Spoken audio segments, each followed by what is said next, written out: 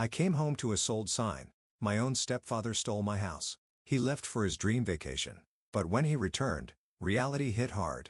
I'm not even sure where to start, but since this is Reddit, I'll keep it simple. I came back from a business trip today to find a sold sign on my front lawn. My stepfather smirked and told me I don't need a luxury home as he packed for his VIP European tour. But I let him board his flight, and when he returned, he had nowhere to go.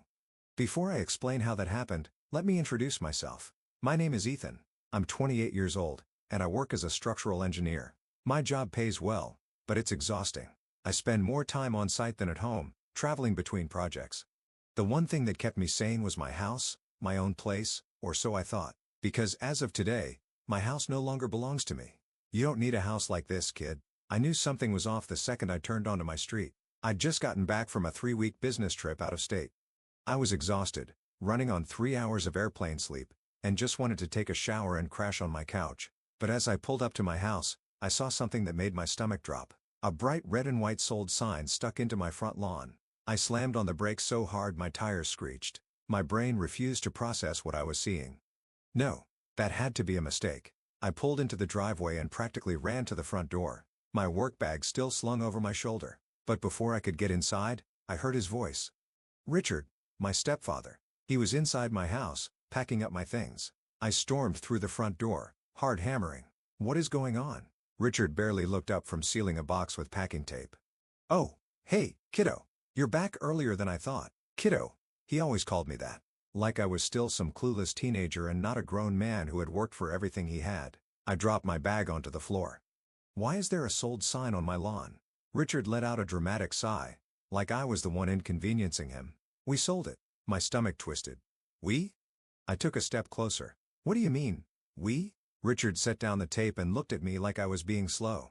Your mother and I, obviously. You don't need a big house like this, Ethan. It's ridiculous for someone your age. You should be renting a small apartment, saving money. He waved a hand. You'll thank me later. I felt my fingers curl into fists. Richard, this is my house. I bought it with my money. You had no right. He laughed. Kid, you think you did this alone? You think you're some self-made success story? He clapped me on the shoulder like I was a child. It's all family money. Shared assets. You don't actually own anything. I recoiled like he'd slapped me.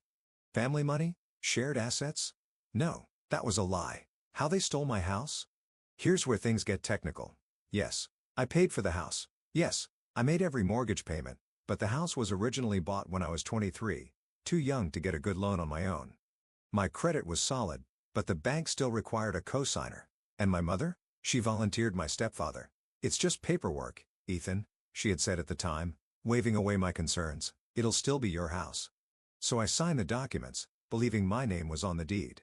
And it was at first. What I didn't know was that Richard had refinanced the mortgage behind my back while I was away. My name was quietly removed from the deed months ago. The house was now solely in his name, and legally, he had every right to sell it. I felt sick. How my voice caught in my throat. Richard smirked. Oh, don't look so surprised. You signed the paperwork years ago. You should really read the fine print, kiddo. My hands were shaking. Where is Mom? Richard shrugged. Already in Italy. Needed a little break. I gritted my teeth. So you sold my house, took the money, and left me with what exactly? Oh, don't be so dramatic. He smirked, patting my cheek like I was a toddler. You're young. You'll figure it out. But I had a plan. Richard zipped up a sleek leather suitcase and slung it over his shoulder. Listen, I'd love to stay and chat, but I've got a flight to catch. 5-star hotels, private tours, the works, first class all the way. I just stared at him. He walked past me toward the front door. I'll bring you back a nice souvenir, yeah? And then he was gone. I stood there, staring at the empty space where my furniture used to be. My home, my entire life, had just been stolen from me, and I couldn't do a single thing about it. Or at least, that's what Richard thought. I let him board his flight. I let him sip champagne at 30,000 feet, thinking he'd won. But when he landed back home 2 weeks later, he realized something. He had nowhere to go. So where was I? Oh, right. My house was gone. My stepfather was sipping champagne in first class, and I was standing in the ruins of my old life, trying to keep myself from punching a hole in the wall. But I wasn't going to lose my mind. I was going to get even. Ethan, you have to see the bigger picture. The first thing I did was call my mother. No answer. I called again straight to voicemail. By the third call, I was shaking with rage. Not just because she wasn't picking up, but because she already knew. She had known for weeks, maybe even months, and she hadn't warned me. I texted her, "Mom, call me now." 3 dots appeared. She was typing, then the message popped up. "Mom, I don't want to do this over the phone. We'll talk when I'm back." I stared at the screen. My jaw clenched so hard it hurt. She wanted to wait? After they had sold my house out from under me, I called again. This time, she picked up. "Ethan, I really don't appreciate the tone of your messages." Her voice was calm, detached, like I was the one overreacting. I gripped my phone so tightly my fingers ached. "You don't appreciate my tone?" I repeated, laughing bitterly. "Mom, are you out of your mind? You sold my house." She sighed, like I was being difficult. "Ethan, sweetheart, Richard and I talked about this, and we really think this is for the best." I nearly dropped the phone. "For the best? For who?" "For you," she insisted. "Honey, you have to admit, a house like that was just too much for you. It's expensive, big, a lot of responsibility. You work so much, you barely have time to enjoy it. What's the point of throwing money into a place you don't even use?" I couldn't believe what I was hearing. "Mom, I bought that house. I wanted that responsibility." She'd get, "Ethan, you're still young. You don't need a massive house at this stage of your life. Richard and I found a much better option for you. A modern little condo, right in the city. It's low maintenance, affordable, much more suitable." I was speechless. "A condo? You stole my house, and now you're trying to convince me to settle for a condo?" She sighed like I was being a child. "Sweetheart, you have to see the bigger picture. Richard really helped you here. He freed you from all that stress. And listen, we didn't just take everything. A portion of the money will go toward helping you get that condo. Richard will handle the details once we're back." My stomach turned. "And the rest?" There was a pause. Then she said, "Well, a little went toward our trip. But Ethan, come on. It's all family money. We all deserve a little happiness, don't we?" I felt like I was going to be sick. She actually believed this. She actually thought they had done me a favor. Legally, he had every right. I spent the next 2 hours going through my paperwork, desperate to find some way to fight this. There had to be something, some legal loophole, some document that would prove that the house was still mine. But when I got to the refinancing papers, my stomach turned to stone because there it was in black and white. Months ago, while I had been working out of state, Richard had refinanced the mortgage in his name only. My name had been removed from the deed, making him the sole owner. He had done it so quietly, so strategically that by the time I even realized what had happened, it was already too late. I read the fine print 3 times, hoping I had missed something, but I hadn't. Legally, he had every right to sell my home. The money was already gone. My next move was to check my bank accounts. I knew I hadn't seen any money from the sale, but I needed to be sure. When I opened the banking app, my hands started to shake because I saw exactly what I feared. A $490,000 deposit from the home sale, followed by multiple withdrawals, hotel bookings, luxury brands, a wire transfer to an international account. I felt like I was going to be sick. The money wasn't just gone. It had already been spent, but I wasn't done yet. I sat in my empty house, staring at my phone, feeling rage build up in my chest. Richard thought he had won, but I wasn't going to let him get away with this. I took a deep breath, steadied my hands, and made 2 phone calls. The first? My lawyer. The second? My Uncle David. See? Richard had forgotten one thing. The only reason he had credit to refinance the house was because of my mother, and I knew something she didn't want him to know. Richard was about to lose everything. Let him enjoy his European tour. Let him sip champagne and think he had gotten away with it. Because when he landed back home, there wouldn't be a single penny left in his name. And he was about to learn exactly what it felt like to have everything taken away from you. All right, Reddit, time for the fun part. Richard thought he had pulled off the perfect scam. He took my house, spent the money, and jetted off to Europe, all while patting himself on the back for helping me. But what he didn't know was that he had left behind just enough loose ends for me to unravel his entire life. So while he was sipping overpriced wine in Paris, I was setting the stage for his downfall. Step 1. Freeze everything. The first call I made was to my lawyer, Sam. I'd known Sam since college. He wasn't some big-shot attorney, but he was incredibly sharp, and more importantly, he hated guys like Richard. After explaining everything, Sam let out a low whistle. "Jesus, Ethan, he really screwed you over." "No kidding," I muttered, pacing my empty living room. "Tell me there's something I can do." "Well, legally, yeah. He had the right to sell the house." My stomach sank. "But," Sam continued, his voice darkening, "if he refinanced the mortgage without your knowledge, we might have something." That got my attention. "How?" "Because your name was originally on the deed," Sam explained. "If Richard committed fraud to remove you, falsified signatures, withheld documents, Then we can hit him with a lawsuit. I clenched my fist. Can we prove that? That's what I'm gonna find out. Sam assured me he'd pull all the records and see if Richard had broken any laws in the refinancing process. If he had, I could drag him into court, freeze his assets, and make his life a complete nightmare. But that wasn't my only move. Step 2. Burn his bridges. Next, I called my Uncle David. Uncle David is my mom's older brother. He hates Richard. He saw through his fake charm years ago, but my mom ignored his warnings and married the guy anyway. The moment I told him what happened, David went ballistic. That manipulator. Are you kidding me? He stole your house. Oh, it gets better, I said. He used mom's credit to refinance. I'm pretty sure she doesn't even know how deep she is in this. David cursed under his breath. What do you need from me? David owns a small accounting firm. And lucky for me, Richard has been using his services for years. He trusted my uncle to handle his taxes, business filings, everything. And now, David was more than happy to dig through Richard's financials.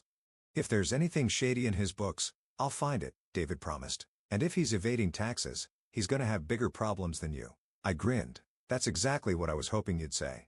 Step 3. The final blow. For the next 2 weeks, I kept my head down and waited. I stayed completely silent. Didn't call my mother. Didn't send any messages to Richard. Let him think everything was fine. Meanwhile, Sam dug into the mortgage paperwork, and David poured through Richard's finances. And then just 3 days before Richard was set to fly back home, I got 2 phone calls.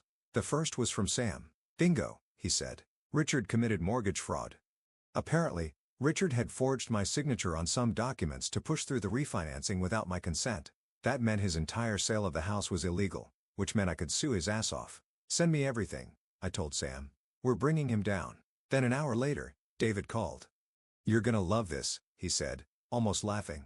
I found undisclosed income in Richard's tax filings. I perked up. What kind of income? Let's just say he's been hiding money from the IRS for years.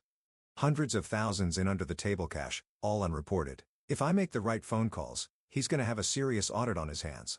I felt a slow, cold smile creep onto my face. Make the calls gladly. Richard had taken everything from me. No, I was taking everything from him. Richard lands back home and learns he's screwed. Richard's flight landed at 4:15 p.m. on a Sunday. At 4:37 p.m., I was sitting in my car across the street from his house, waiting. I didn't have to wait long.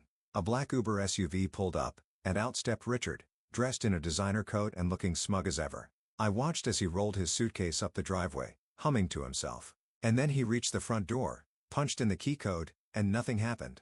Richard frowned and tried again. Still nothing.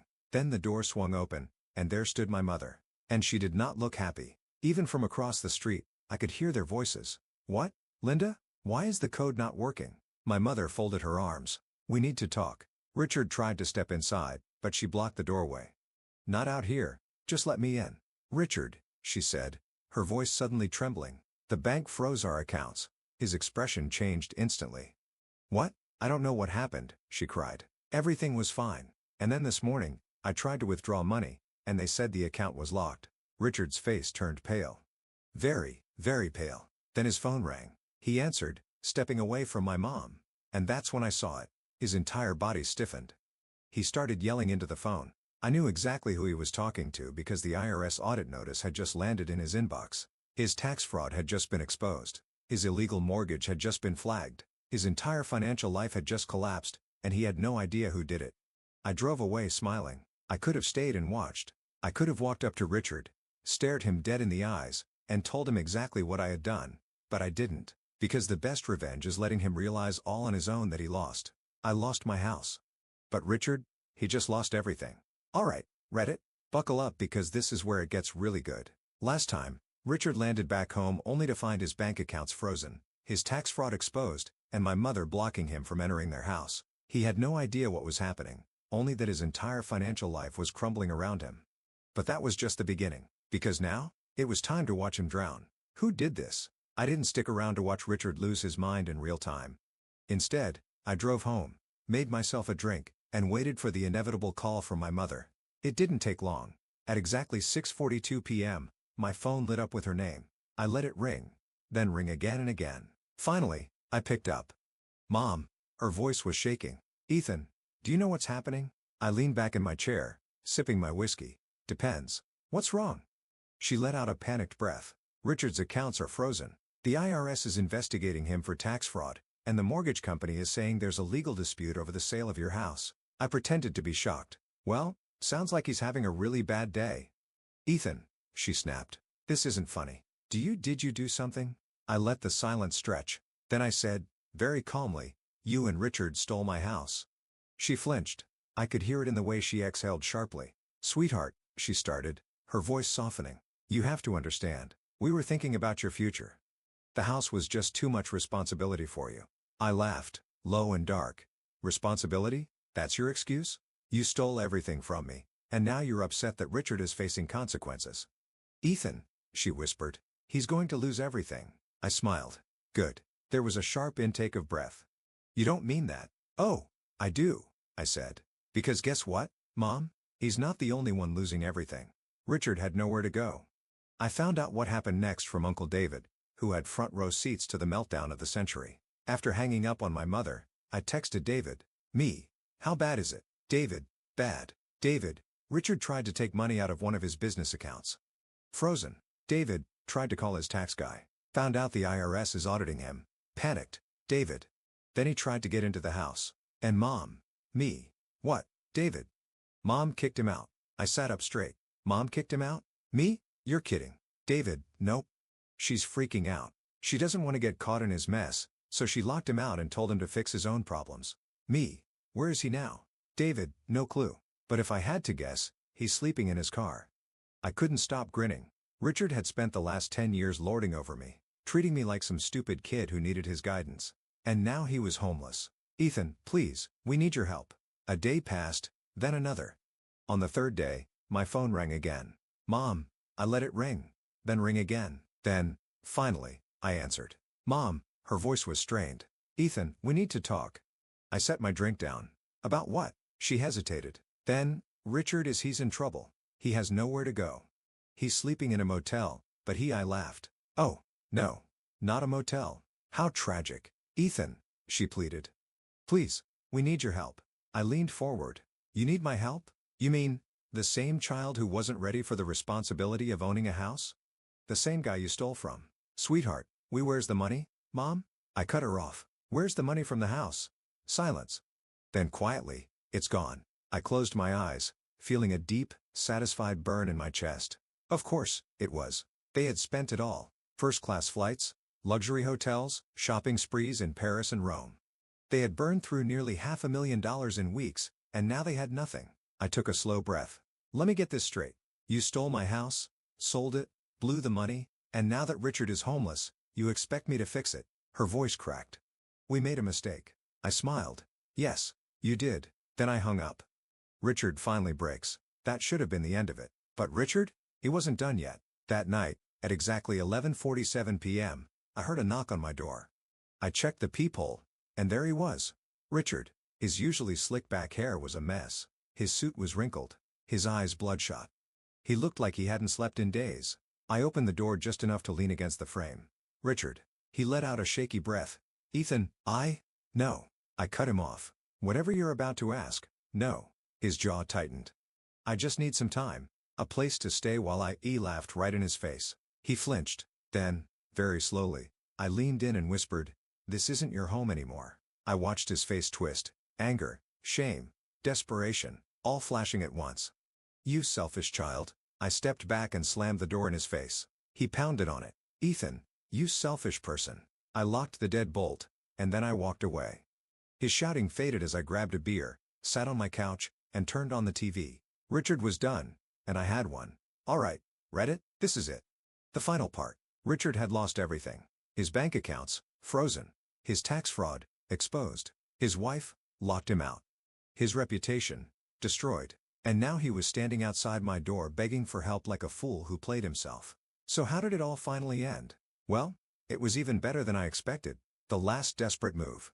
After I slammed the door in Richard's face, I expected him to leave. He didn't. Instead, he started pounding on the door, his voice shaking with rage. Ethan, you arrogant man, you think this is funny?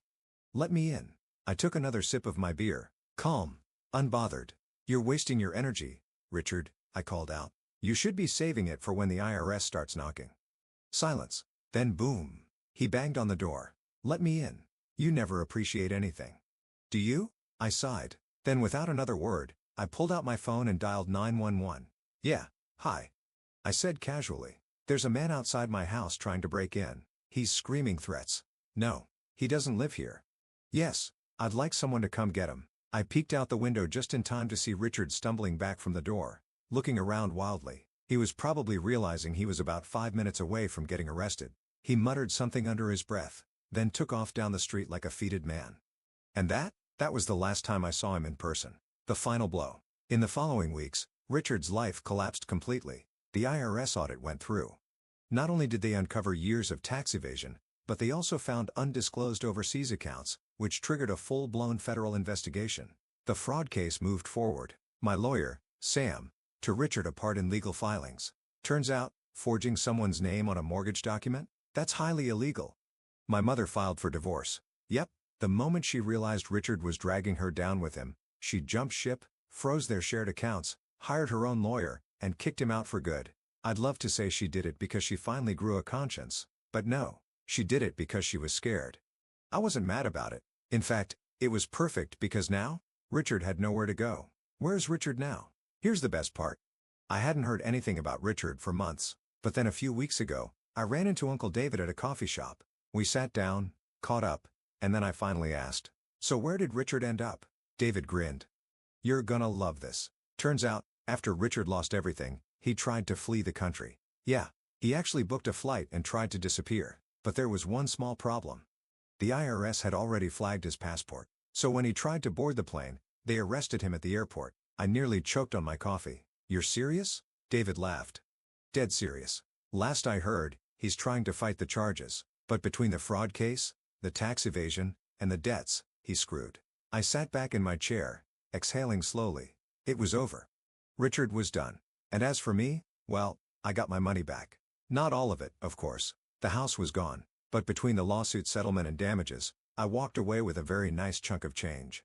And my mother? She tried to apologize, sent long, guilt-ridden texts, left voicemails about how she had made a mistake and wanted to fix things, but I never responded because I realized something.